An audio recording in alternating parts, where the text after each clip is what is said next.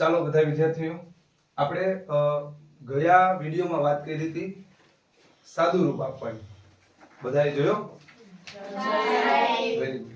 તો સાદું રૂપ તમે તો રૂબરૂ હતા ને, બાકી ઘણાએ જોયું હતું. એટલે સાદું રૂપ ના દાખલાની બેઝિક સમજ લીધી હતી. ડિટેલમાં વિડીયો કરીએ તો બહુ લાંબો વિડીયો થાય. પણ પેલા માત્ર ને માત્ર તમે આજે જોશો બોર્ડ ઉપર કે આપણે આઈએમપી દાખલાઓની વાત કરવાના છીએ. નવોદયની પરીક્ષાને જ્યારે 5 મહિનાથી ઓછો સમય હોય તો હવે આપણે આઈએમપી દાખલાઓ છે એ ટોપિક વાઇઝ કરાવતા જાશું. તો તમે બધાય છે એ જો આ વિડીયો પસંદ આવે તો લાઈક કરજો અને ચેનલને સબસ્ક્રાઇબ કરજો.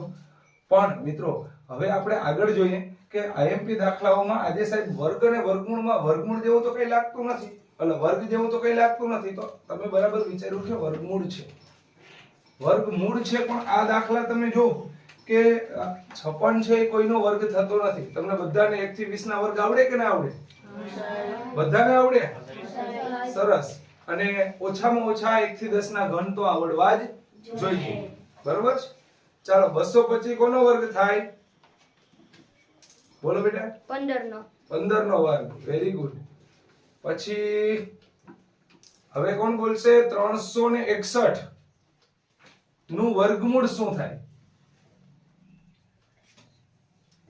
બોલો. 19. Very good. હવે આ પેટર્નમાં આપણે શું શીખવાના છીએ? આ પેટર્નમાં આપણે શીખવાના છીએ સાહેબ, અહીંયા તમને શું દેખાય છે? રકમ 56 દેખાય. હવે 56 ના એવા ભાગ પાડો કે જે ક્રમિક સંખ્યા આવે. તો ક્રમિક તો 7 8 56 થાય. શું થાય બેટા? 7 8 56. અને જો બેટા પ્લસ હોય ને, પ્લસ જો એવી જબરજસ્ત ટ્રીક છે ને, સીધો જવાબ 56 ના એવા ભાગ પડજો. બધીનું વર્ગમૂળ જ છે અને વચ્ચે કઈ નિશાની છે ખાસ જો? પ્લસ. બે ઉદાહરણ લીધા છે આજના વિડીયોમાં. તમને બેઝિક ક્લિયર થઈ જશે. તેમ છતાં ના સમજાય અથવા અન્ય કોઈ વિડીયોની તમને જરૂર હોય તો મને કોમેન્ટ કરી દેજો. પણ તમે આજે આપણે જોઈએ ને આ રીત કે આવા દાખલા ઘણી બધી સ્પર્ધાત્મક પરીક્ષામાં પૂછાય, માત્ર નવોદય નહીં, એનએમએમએસ, જ્ઞાન સાધના, પીએસસી થી લઈ અને 9મા ધોરણમાં એસએસસી આવે. તો આવા દાખલાઓની એક પેટર્ન હોય કે જેનાથી આપણે શોર્ટકટ રીતે જવાબ આવી જાય. 56 ના 7 8 ને 56 ભાગ પડે, પણ બેટા જો પ્લસ હોય ને તો મોટો જવાબ બને. સાહેબ સીધો જવાબ? હા બેટા સીધો જવાબ. શું જવાબ થશે? 8. એવી જ રીતના આપણે 12 માં જોઈએ. 12 ના ક્રમિક અવયવ બોલો. ક્રમિક 6 દુ 12 નહીં, 6 અને 2 વચ્ચે તો ઘણા અંતર છે. ક્રમિક નો અર્થ શું થાય બેટા? 3 ચોક 12. હા, 3 ચોક 12. 3 અને 4 ક્રમમાં આવી ને સંખ્યાઓ. તો તમારે કોઈ પણ સંખ્યા હોય ને એને શું કરવાનું? સૌપ્રથમ ક્રમમાં લખવાનું.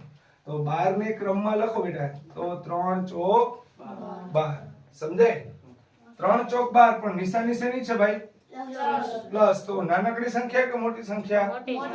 Very good. પ્લસ ની નિશાની હોય તો જવાબમાં કઈ સંખ્યા આવશે? 4. સરસ.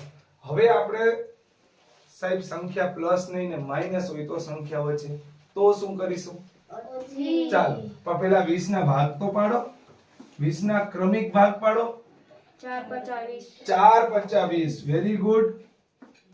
જો 10 દુ પણ 20 થાય, પણ આપણે લેતા નથી. કેમ કે આપણી ટ્રીક શું છે કે જો આવા દાખલા આવે ને તો આપણે ક્રમિક અવયવ પાડીશું. કેવા અવયવ પાડીશું? ક્રમિક. સરસ. અને જો માઈનસ હશે તો આપણે મોટી સંખ્યા નહીં પણ નાની સંખ્યા જવાબ તરીકે લખીશું. એટલે આનો જવાબ શું આવશે બેટા? 4. ચાલો 30 ના ક્રમિક અવયવ કોને આવડે? નેક્સ્ટ દાખલો આપણે 30 ના ક્રમિક અવયવ. હા ભાઈ તમે 15 દુ 30 ઈ ક્રમમાં નથી થયા બેટા. ભૂલ ના ખાઓ, હું ક્રમમાં બોલું છું. બોલો. 6 50 30. 5 6 30 અથવા 6 50 30. કેમ ભૂલ ખાઈ જાવ છો? ક્રમિક અવયવ બોલું છું યાર. હા ચાલો. અને માઈનસ છે તો 5 જવાબ આવશે કે 6 આવશે? 5. સરસ. તો આ પેટર્ન સમજાણી તમને બધાને? આવા કોઈ પણ દાખલા દઉં તો આવડી જશે તમને? ચાલો આ બધા દાખલા પેલા બરાબર સમજી લ્યો, લખી લ્યો અને હજી આપણે વિડિયોમાં નેક્સ્ટ દાખલા આગળ વધારીએ. બરોબર? ચાલો આ લખાઈ ગયા. સ્ટોપ.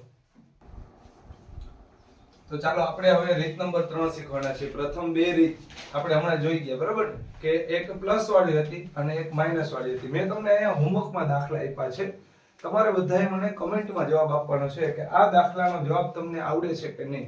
અને જવાબ આપવામાં છે ને બેટા, એકની સામે જવાબ એક કરીને જવાબ આપજો, નકર પછી કયા દાખલાનો જવાબ શું આપ્યો છે એ ખબર પડે નહીં. તો તમારે મને આ 3 દાખલા કયા વિદ્યાર્થીઓને સરસ સમજાણા અને આવડ્યા એ આપણે ચેક કરીશું અને હું તમને કોમેન્ટમાં એનો જવાબ તો તમારો ચેક કરીશ, બરાબર?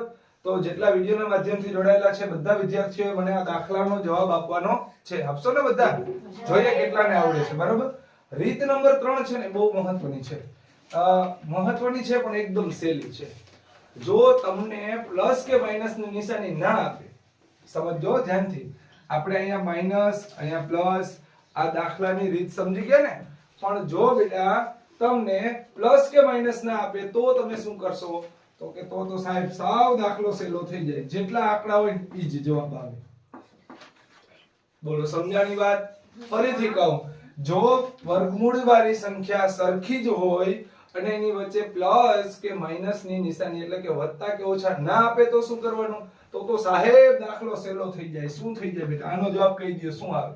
56. દેખાય 56 છે તો આનો જવાબ પણ શું આવવાનો? 56. આવો દાખલો હું તમને હજી એક ચોથો હોમવર્કમાં આપું. આ 3 સુધી તો થયા ને. હવે આ જ પેટર્નના તમારે મને 43 વર્ગમૂળની અંદર 43 અને 43 નો જવાબ શું આવવાનો બેટા? Very good. તો તમારે આવી સરસ મજાની રીત છે એ શીખવા માટે આપણા વિડિયો છે એ જોતા રહેવાના છે. હું તમારા માટે મોસ્ટ આઈએમપી દાખલાઓની જ ચર્ચા કરવાનો છું. એટલે તમારે વિડિયો પસંદ આવતો હોય તો લાઈક કરજો, તમારા મિત્રો સુધી પણ પહોંચાડજો, બરાબર? ચાલો મળીએ આપણે નેક્સ્ટ વિડિયોમાં ફરીથી આઈએમપી દાખલાઓની સિરીઝમાં.